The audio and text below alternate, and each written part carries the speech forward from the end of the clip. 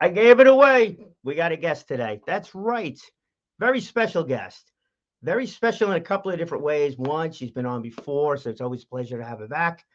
Two, and good that her schedule allows for that to happen. Second thing is that although her topic has more to do with health than anything else, it's got everything to do with goal setting. It's got everything to do with keeping your eye on the prize, about understanding that it's really what really counts is the end effect. There's so many ways to get distracted. Gosh, we've talked about that quite a bit. So many different things that come up in life, whether it be health, whether it be something that's not that's just happens to you, just life being thrown at you. Maybe it's an opportunity, maybe it's too many opportunities, maybe it's a whole bunch of challenges along the way too. There's so many things that happen. The question is, how do you stay focused? How do you stay in the game? How do you stay on that right path? This way, you know that each and every day you're making some kind of headway. Maybe that headway is by learning something that, well, let's say a less than desired outcome. Maybe sometimes veering off path a little bit is actually a good thing to do because it re-energizes you a little bit because you get a chance to take maybe a little break. Some things that works, maybe some things that does not work. Other times, I think it's really about sharing that common goal that you might have with somebody else, even if it's in a different topic. But it's that goal, that end thing, and to find out how many different aspects of it, how many different words, how many different sayings that you have, how many different approaches that we all have to achieve some different goal, but there's commonalities along that path. Today, I got a feeling there's going to be a lot of commonalities along that path, and it is with my great pleasure I introduce you to Hillary Meisner. Hillary, thank you so much for joining us. Well, thank you for having me, Brian. All right, we'll take off the banner and certainly the website name and all the rest of that stuff. But yeah, but it's great to have you here. Look, I just know, like I've had a little bit of a weight loss journey, for myself on that one. Is Mhm. that there were so many different words that he used on that journey, Yeah, as there is with building a business, as there is with just overall getting healthy, etc. So really glad that you're able to take the time out today to join us. of course. Now, also, like a lot of folks that I've run across in the past, also, they seem to have this backstory, is what made them move into some certain direction, which is kind of where I got the tomato talk from.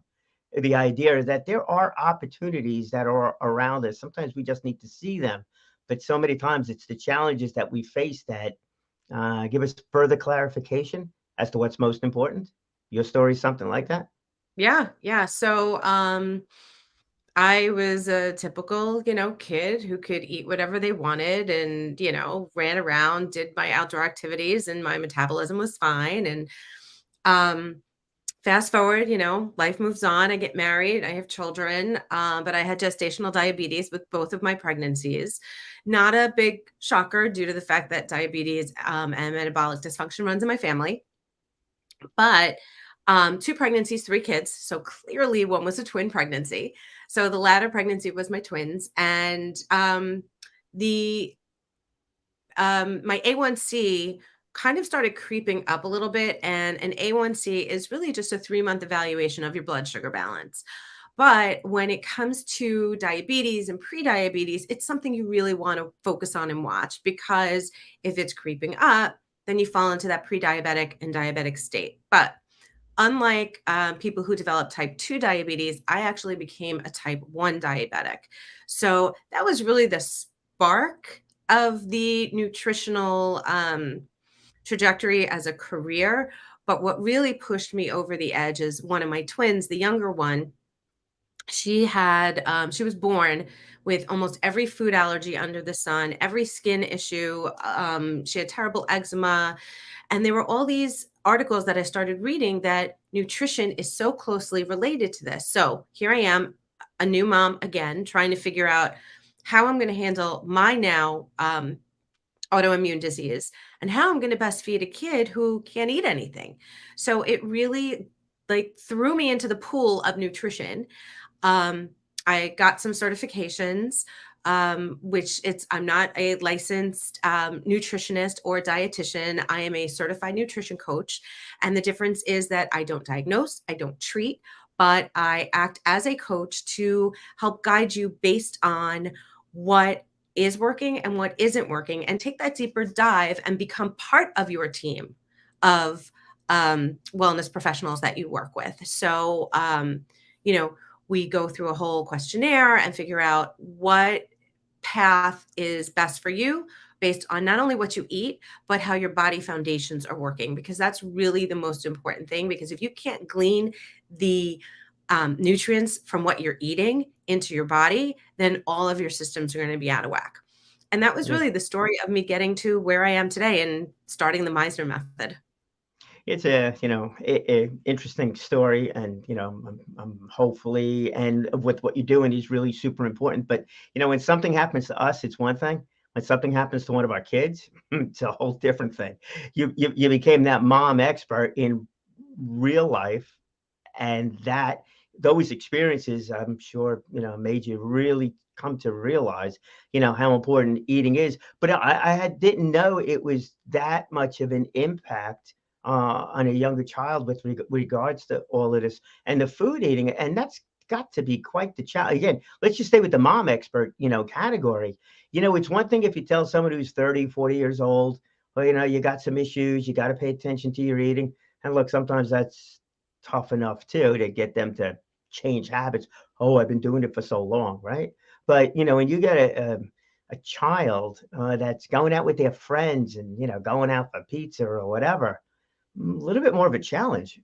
Yeah, I became like a scientist in the kitchen, and I have always loved to cook, so it was not painful for me, but I didn't know how to bake for her. I didn't know how to navigate a world of young children birthday parties. But what I learned on that journey was that there's so many things that you can do to support whatever ailments you have to reduce symptoms. And I do not work with children. I'll just put that out there. But the knowledge of how to take food and use it in a therapeutic kind of way to support people who have brain fog. If all of a sudden you get that, like for women we get this midlife middle, and for some men too, what they don't realize is that's blood sugar regulation, because our bodies are not functioning as they did. And it doesn't mean that you have to go through life with a midlife middle. There are ways to take the weight off, but it's not going to be excuse me, it's not going to be what it was before. It's not going to be, oh, maybe I'll just cut some calories, or I'll drink a little less alcohol over the weekend, because our bodies are different than they were in their 20s and their 30s. And That's true. it's, yeah, it's working out that 100% blueprint. agreement on that one. Yeah, it definitely changes. Right? Like how many Yeah. hours, and I don't know if I'm sure some of your viewers can relate to this, that how many hours do people spend on Google just in the black hole trying to find the best diet, the best remedy to heal my pain, to stop my bloating after I eat. Like all these things, you could spend hours, and you're going around in circles because it's not pertaining to you. It's pertaining to a mass. Bingo. That's exactly what I was going to say. The problem with that whole thing, is the fact that it's not, I use the word relatable, man. I use it probably way too much, but, if you're looking at an ad, it's an ad that's designed for the generic world. And I am not a generic person. Last time I checked, it's me, it's my own thing. And then, like I sat down with somebody once, a couple of times actually, to go when I was losing the weight, that like what works and what doesn't work. But it was lacking in a lot of those conversations until I really opened up on them. It's like, what's my lifestyle that can't be changed? When is it that I eat dinner or breakfast, or do I like to snack throughout the day rather than sit down, at a big meal? And all of those things, I don't know, that's not like maybe somewhere it's a textbook thing, but that's the real life side of it. Yeah. And that's where I think your experience with you personally, with child and having birthday parties where you got to come up with something that's interesting for everybody, but that works for whatever issues might be. That's invaluable. again, it's always tough going through that invaluable experience and why you have to do it and the way it is, but that's invaluable experience. And that's what I really think makes for a great coach is that ability to relate to somebody because of prior experiences. So in that respect, it's great. The rest of it, sorry. It shaped who I am. It shaped where I am. So would I want to save my daughter from all the pain? Absolutely. But when we go to see our doctors, right? We get 15 minutes. uh, for the most part. Some doctors will give you more, but you get 15 minutes. In that 15-minute time period, you have to remember all the questions you thought you wanted to ask that you forgot. Then you walk out the door and you forget the questions. And then they hand you a piece of paper that says, follow this. And in the diabetes realm, it's eat this, don't eat this. But the answer is not ridding your body of carbs. Like you don't have to go on a keto diet. And anybody that does keto should really, I mean, this is my own personal opinion. It's something that's meant in time. There are people that love it. There's conventions for KetoCon, but bringing it back to like when you go to see a doctor, you're kind of lost, and that's where coaching comes in. So we help you navigate it, but my coaching practice is really helping you navigate it, but as you said, within your lifestyle, because you have non-negotiables. There are foods that you will not eat. There are foods that you will not try. There are things that just can't fit into your parameters. So how can you take the lifestyle changes that your doctor is requesting you to make and implement them in a way that makes sense, and also follow a nutrition path that's going to support those goals? Right, and keeps it sustainable, and that was, again, some of the issues I had with, with certain things, and Yeah. it was like so I was told, "Oh, only eat fresh vegetables." Well, the problem is I don't know exactly when I'm going to be cooking or not, so frozen was more realistic, more sustainable in that respect when frozen. And that's a really, superficial, kind of an example. But yeah, it's what fits into the lifestyle. And if it doesn't, if it's too far astray, if you're too far off that path from what you are realistically doing and realistically capable of doing, and if you don't stick with it, well, what happens if you don't stick with it? You're back at ground zero or worse. Right. And to your point, there's nothing wrong with frozen vegetables, and there's nothing wrong with canned vegetables if fresh and frozen isn't accessible for you. There are people in parts of the country that, you don't know what their monetary standpoint is, and what their food budget is. So you got to work within those parameters. And that's what coaches do. That's how we help people. That's how we help you. There is no getting rid of the all or nothing mentality is the first step. Um, and then figuring out how to take what you need and make it sustainable 100%. That's the key. It's consistency. Well, and here we're in the sustainability challenge period of time now. Yeah, so it's funny you mentioned about the birthday parties with the kids. It's like, how do you cook? How do you bake something that's appropriate for everybody, where everybody enjoys it going through? Well, the holiday season is another one of them things that show up for the next number of months. We have to deal. Actually, next number of months, I can continue on with different holidays right in through the springtime, and then we get into springtime. Now we got barbecues and all the rest of that stuff. So it's ongoing about eating properly when you're either going out to a restaurant or going to a party, whether it be something in an office setting or over at a friend's house. So, you know, there's a bunch of challenges that come up with that. So, in your coaching practice, I'm sure that question has to come up. Oh, hey, Hillary, I got an office party going out. I'm not in control of the menu at all. There's going to be all kinds of food, candies, desserts. What do I do? What do I Well, do? that's a big one. So Yeah. there's a lot to unpack here, right? So first, we are in the midst of the holiday hoopla. People think, okay, it starts with Halloween and all the candy, and it goes right through, and like you said, to spring. But once Easter and Passover passes, and any other holidays that fall in there, then we're right back into barbecues and people bringing all snacks and whatever. So it's not so much looking at it as holidays, okay? Because there are a couple of days in the year that there are holidays. It's looking at it as, how do I structure my life? How do I structure my lifestyle so I can have strategies when these parties and events come up. And in order to do that, it's a matter of like, I'll just take the holiday season we're in now, right? We've got Thanksgiving coming up, which is one day. And then we've got Christmas, Hanukkah, Kwanzaa celebrations coming up as well. Okay. Every holiday revolves around food. Every dinner that you go out on a Saturday night revolves around food. But it's what you're doing in between those events that's going to keep you consistent and on track. Now, that's one aspect. The other aspect is how you are using your mindset to approach those events. So you can look at it as, oh my gosh, Aunt Susie's making her famous whatever. I can't wait to eat that, and focus just on her famous brownie lava cake. Or you can look at it as Aunt Susie's bringing her famous lava cake, and I cannot wait to have a piece of that. But it's not something I'm going to gorge on because it's something that I will enjoy, but I will also respect my goals, my intentions, and my body. And it's not an easy thing to, focus yourself on. And this is something that, actually we start working with my clients. I start working on this before we even hit Halloween, because it's something that is constant. We look at foods as good or bad. We look at these special meals and these special foods that we only have once a year, but we don't have to have them once a year. We can have them throughout the year.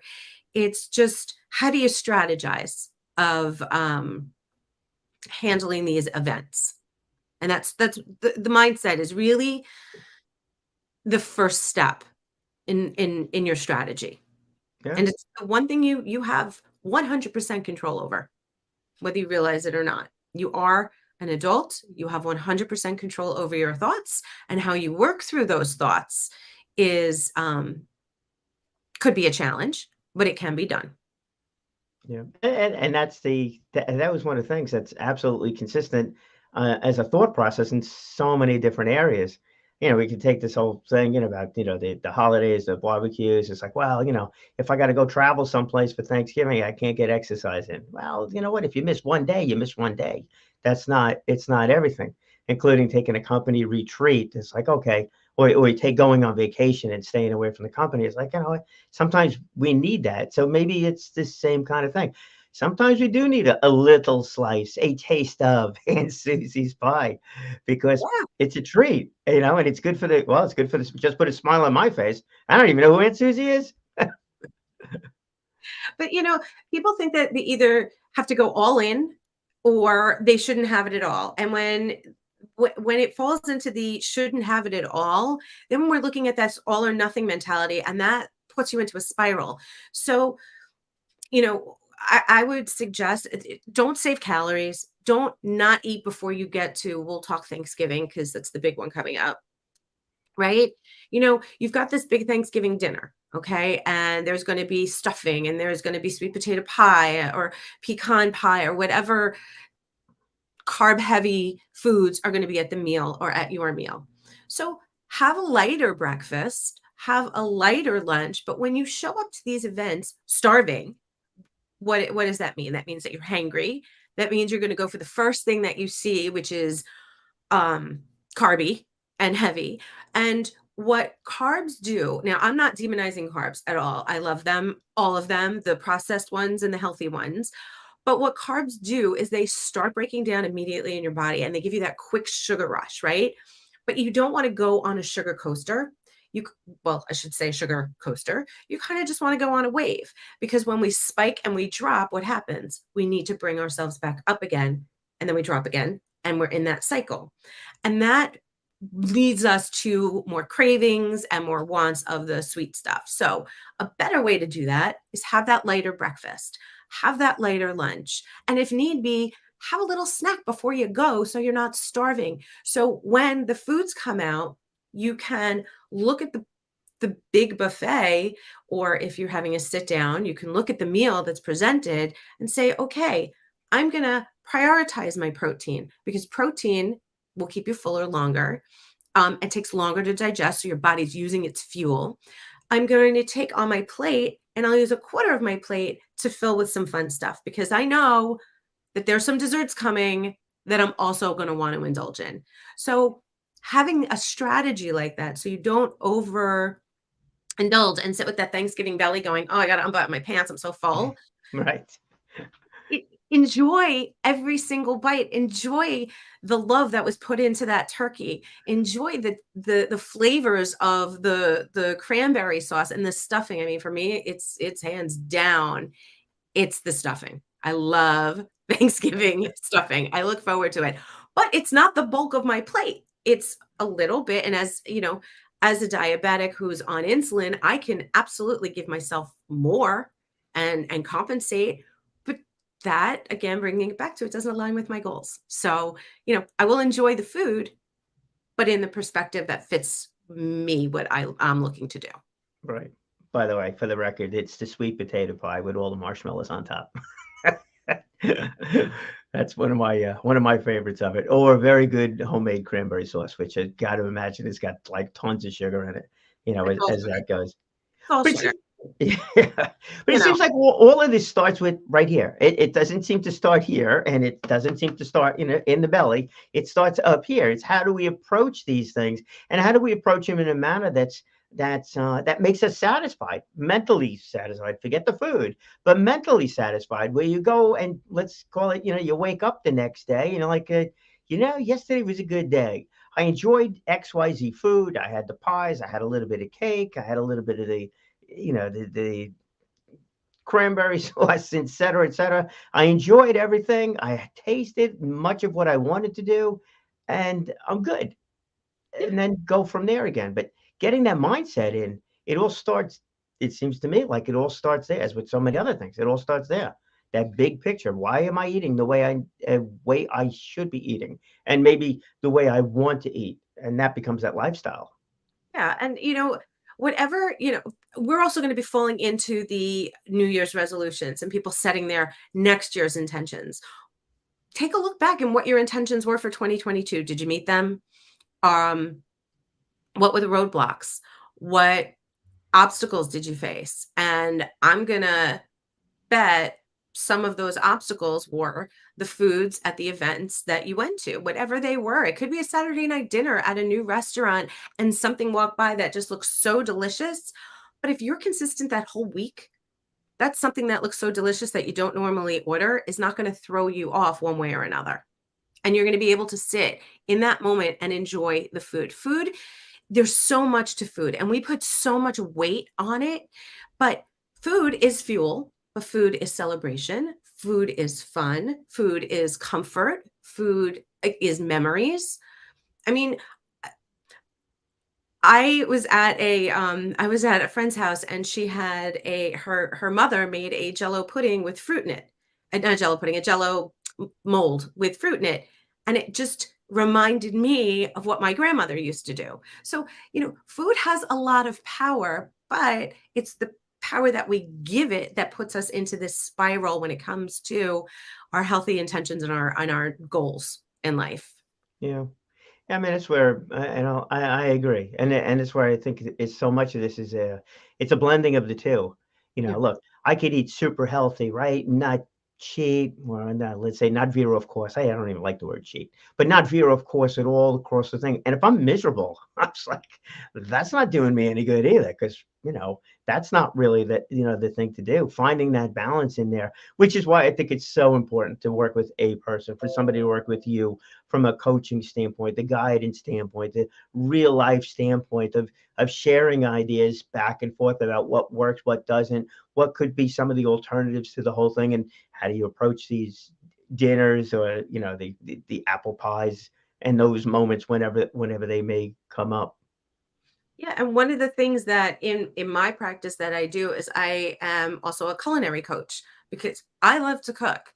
I offer my clients and in my private Facebook group, I post recipes all the time based on what the members of my group, it's a free group, what they want to have and know about. And like I was telling you before we went live, all October long, I did a Crocktober event. So it was all slow cooker and instant pot cooking. So you can get meals on the table quickly that are nutritious, that are, macro balanced. So you're getting a combination of protein, fat, and fiber because that's what, your body is really looking for. And that's a whole nother episode of why. And like this month is Diabetes Awareness Month. So I posted a calendar on strategies that can help you, improve your insulin sensitivity, which as we age, everyone's insulin resistance increases. And that leads to that midlife middle a little bit. And it leads to, other bodily functions falling off of kilter. And your body always wants to right itself. So it's going to figure out a way to do it. But when you support it by eating a nutrient dense diet, you feel better. And when you feel better, you just have a brighter outlook on things. So, you know, when it comes to like apple pies and pecan pies and stuff, enjoy the slice that you're going to have. It shouldn't be a regular in your daily diet, but enjoy I'm sorry, I'm making you hungry, Douglas. But enjoy what you like, have I'm, it. I'm envisioning every one of these foods. Oh, it's so It's good. like, okay. All right, we gotta go. I gotta eat. Enjoy No, yeah, but yeah, you're freely, right. But it is all about that whole thing, right? And end goal, right? End goal is like if you're eating properly and you're comfortable with the path you're on with eating, and it fulfills some of these things that come up, whether it's something that just happens to you, or maybe it's the overeating self-inflicted, and then you feel good about what you did the prior day. Man, all of a sudden it becomes easy. Isn't it great when things become easy? And that's just when everything becomes part of that whole entire lifestyle. And it's great that you're helping people make that yeah. lifestyle change, where it does fit in with everything. Yeah, I mean, I I have the best clients. They are amazing. I get texts with unsolicited texts. Look what I'm eating today. I made a good choice for today. I'm like, good. And then it'll be like, oops, the candy bowl. And I'm like, "Okay, whatever. You're human. It is. It all goes back to mindset. And then I think it's true with every aspect of life, really, Brian, because it's how we approach things. And if we go into, I think it was Napoleon Hill in Think and Grow Rich, who said, whether you think you can or can't, you're right, or something to that effect. And Yep. that If was you one of think the you can, you can. If you think you if you think can't, you're you right. can't, you can't. Um, that was one of the first books I read when I went into business years ago. And you have it Yeah, in I your got it back here someplace. yeah, but it stuck with It's me a because small book. I got Stephen Covey's book. It's a bigger title. It looks better on camera. Covey said it. It could have been one of them.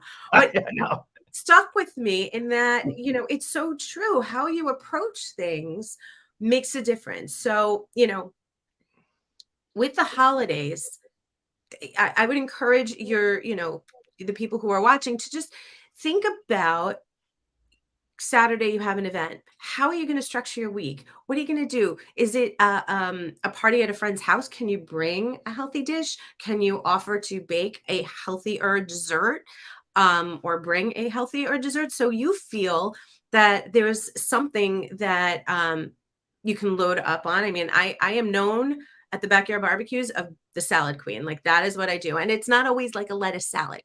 I happen to love salad, but I change them up. It could just be a veggie chop salad or whatever, but it's something that I enjoy making. It helps my hostess out because one less thing she or he has to do. And, people enjoy it. Like there's this recipe Ina Garden makes. You can Google it on Food Network. It's her wheat berry salad. It's one of the most delicious things. It's wheat berries, it's bell peppers, it's a little balsamic vinegar. It's one of the most delicious meals. You can add a protein to it and make it a full meal. And it's not a traditional lettuce salad, but it's a salad. And it's Yeah, something exciting and it's something nutritious. Well, sounds good. Hey, Hillary, you're right. We all approach things differently, including coaching. So why don't you explain how you approach the coaching business with your clients, whether it's one-on-one, group settings, things like that. We've got about a minute left here. okay, so I work one-on-one currently. I am in the process of developing what I think I'm going to call power groups, which will be just small group coaching, groups about 4 to 6 people meeting biweekly. But right now it's one-on-one. You could do a jump start. You can do a 3-month or a 6-month package.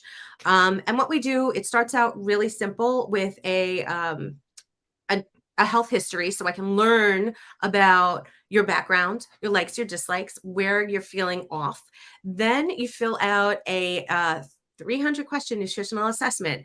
But this gives me a big picture of, as I mentioned, like those foundations of your body systems, like where you're falling short. And you may say it's brain fog, but I can tell you that's coming from, your digestion is off, or your blood sugar is off, or, your endocrine system needs a little more support. And we talk about this. And you also give me a 3 to 4 day food and mood journal. So we can get a clear picture of what you're currently doing. Then we talk about what you're feeling, ways that we can possibly reduce those symptoms for you and optimize getting those nutritional intentions, working for you, and get you some quick wins, and talk about the long-term goals as well. Sounds really complete on that with Yeah. getting to know somebody, and it's incredibly important. I mean, like I've sat down with people, it's like superficial questions. It's like it doesn't work. The longevity is not there. It's the longer term aspect, getting to Yeah, really to know somebody and understand fully. So I think it's great what you do. So really, really terrific. And I thank you so much for joining us here today. absolutely. And if I may, if you'd like to follow me, I am on Facebook and Instagram at the Meisner Method. Very good. Yeah, we'll make sure we put up the links on that in the comment section over here. This way we have it. And in the description of the program, I believe I did put it in on that one too. So really terrific. Yeah. Enjoy the holidays, each and every meal. Thanks for Not a having lot of me, every Brian. meal, but each and every meal. Thank you. All right, terrific. So let's add that. We'll take Hillary off and we're good over there. There's so many different things that we do that we need to do, want to accomplish in life. The question is, how do we not get totally distracted is one of them, but how do we not get distracted where we're veering off course of what's most important to us? Hiring a coach, working with somebody, being able to talk with somebody. It's a great idea to do. There's a constant check-ins, and then you could send them a message every once in a while. Hey, look what I did. That's great. Apply it on the food side, the eating side, the nutrition side of it. You know what? Give Hillary a call. Make it work that way. Business side, I mean, there's so many different ways and aspects of doing the whole thing. The question is to do it. Just do it. And when you do it, you will. You're going to text often, but you're going to speak well. You're going to speak often. You're going to absolutely live inspired. And that's going to continue you on that path to success. Thanks again for joining us here today. And Hillary for joining us. And her website is meisnermethod.com.